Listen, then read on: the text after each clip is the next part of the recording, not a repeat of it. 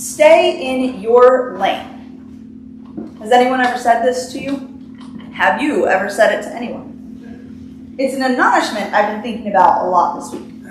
Our reluctance to let other people change, our resistance to changing ourselves, our fear of the familiar becoming strange, becoming new. Apparently, the phrase became prominent in 2018 when the National Rifle Association criticized emergency room doctors in the United States for commenting on America's gun crisis. Doctors should stay in their lane, the NRA tweeted. That is, they should practice medicine and stick to their areas of expertise instead of expressing opinions on subjects they know nothing about. The doctors responded immediately by sharing stories of patients who had arrived in their emergency rooms following traumatic gun-related injuries or deaths. This is our lane, they tweeted. In our gospel reading this week, Jesus arrives back in his hometown of Nazareth after a long stretch of fruitful ministry. In the weeks preceding his return, he has secured the loyalty of 12 disciples, described God's kingdom with provocative parables, exorcised demons, healed the sick, calmed a storm, and raised a little daughter from the dead. He has become, in other words, a local hero. Or so we would think, if Mark's gospel didn't disabuse us. In this week's story, Jesus enters the synagogue of his boyhood and begins to teach in the tradition of the rabbis. At first, things go very well. His townspeople receive his words with astonishment and curiosity.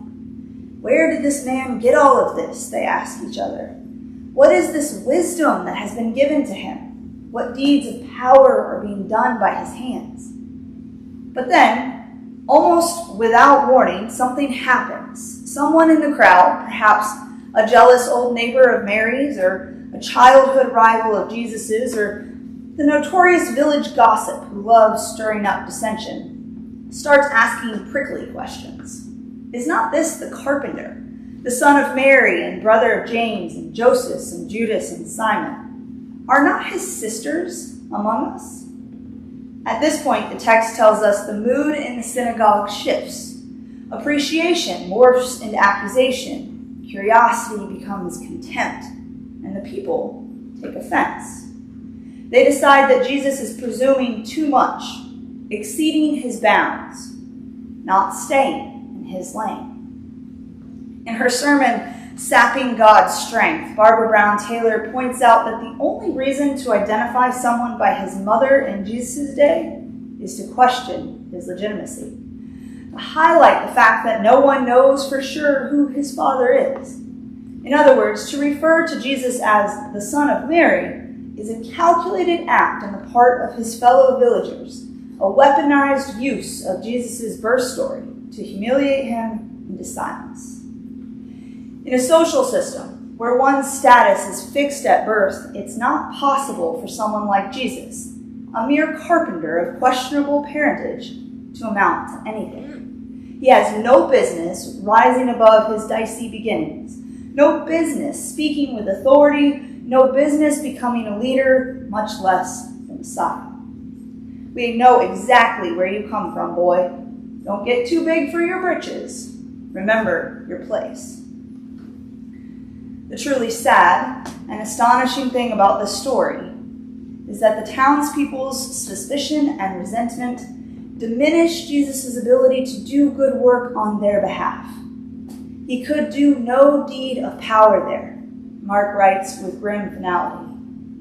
In some mysterious and disturbing way, the people's small-mindedness, their lack of trust, and their inability to embrace a new facet of Jesus' life and mission keep them in spiritual poverty.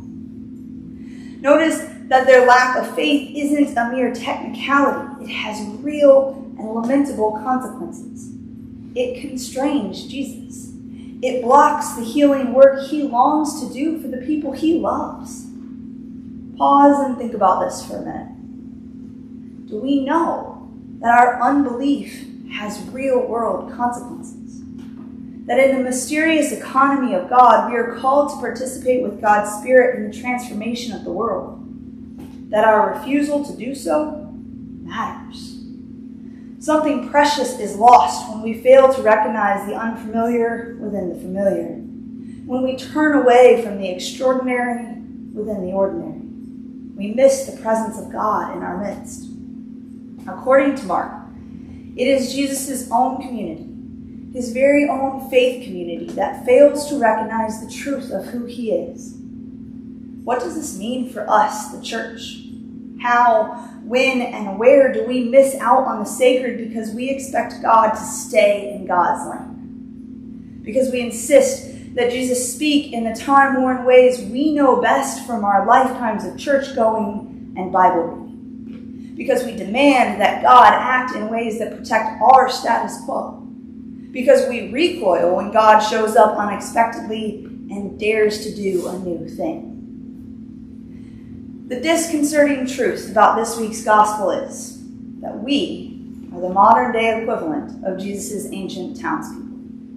We're the ones who think we know Jesus best, the ones jaded by religious overfamiliarity.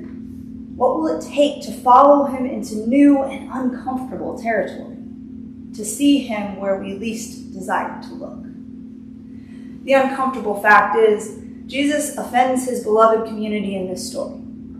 Maybe, if the Jesus we worship never offends us, then it's not really Jesus we're worshiping. Yes, ouch. When was the last time Jesus made you angry by stepping out of the lane you've placed him in? When was the last time he touched whatever it is you call holy? Your conservatism, your progressivism, your theology, your denomination, your biblical literacy, your prayer life, your politics, your wokeness, and asked you to look beyond it to find him. The call of the gospel is not a call to stand still. It is a call to choose movement over stasis, change over security, growth over decay. So I wonder, how do we refuse to let others in our lives grow and change? When do we box them into identities that are narrow and constricting? Where in our lives do we silence the unfamiliar instead of leaning into newness with curiosity and delight? Do we allow the people we are close to become? Do we allow ourselves to become? Or do we cut ourselves and others off with expectations that are severe and stifling? You will always be small, weak, broken, insufficient, disappointing. You will never outgrow your background, race, family, upbringing, wounds, addictions. You must always be recognizable, accommodating, domesticated, mine. These are questions to ask ourselves as individuals and as communities, but also as the church. Whose voices have we sidelined across history? Whose perspectives do we still deem unworthy of prophetic authority? Where has our love of tradition hardened us against new perspectives? How has our fear of the new made us obsolete and lifeless? The scandal of the incarnation is precisely that Jesus doesn't stay in his lane. God doesn't limit God's self to our small and stingy notions of the sacred. God exceeds, God abounds, God transgresses, and God transcends. The lowly carpenter reveals himself as Lord. The guy with the tainted birth story offers us salvation. The hometown prophet tells us truths we'd rather not hear. We might be scandalized by his lane crossing, but he's not. We might put limits on his deeds of power, but those limits won't confine him for long. We might amaze him with our unbelief, but he will call out to us nevertheless, daring us always to see and experience him anew. Amen. We made that announcement last week, but if you didn't hear it last week, the parade concession stand raised $170 that will be going to the Hoosier Hills Pact, which was a great turnout from what I understand, so it's wonderful. If you are able to help with the lawn, I don't know if you noticed it, it looked amazing when we pulled up today. If you're able to help mow, we have everything you need. We just need people to push the lawnmower. There's a sign up on the dry erase board in the parish hall. I believe I saw there was something for coffee hour today, so if you're interested in coming and joining that with us, does anybody else have any announcements? Yes. Always.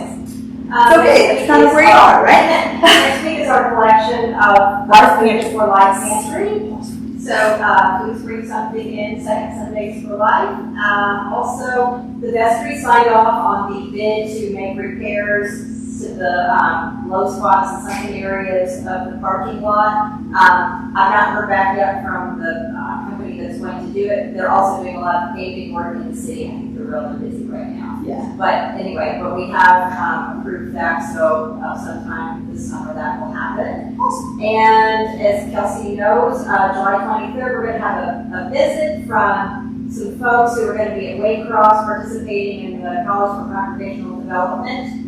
And Drew and Brian will be meeting them that morning as they practice their Appreciative inquiry. There you go. Right. Yeah. Investigation, appreciative inquiry, interview skills. Yes, ma'am. Well, I would like to remind people that we have some very nice books in the library. Fair It enough. doesn't look very pretty right now because of all the rows hanging in there, laying in there. But help yourself if you want to read a book. Yes, definitely. A point of personal ask for prayer. Caroline has a pretty big doctor's appointment on Wednesday, if you wouldn't mind keeping her in your prayers.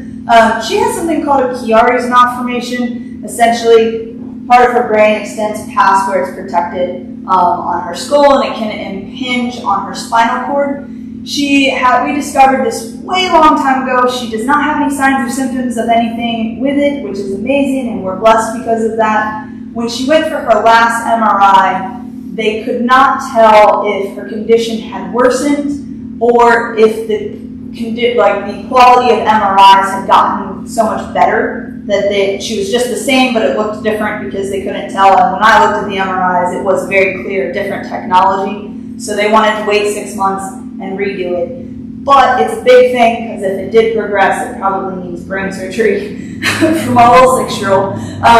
If it didn't, though, it just needs some more time and then we'll continue on. But if you wouldn't mind keeping her in your prayers, I would greatly appreciate it. Any other announcements? Any birthdays or anniversaries? Okay.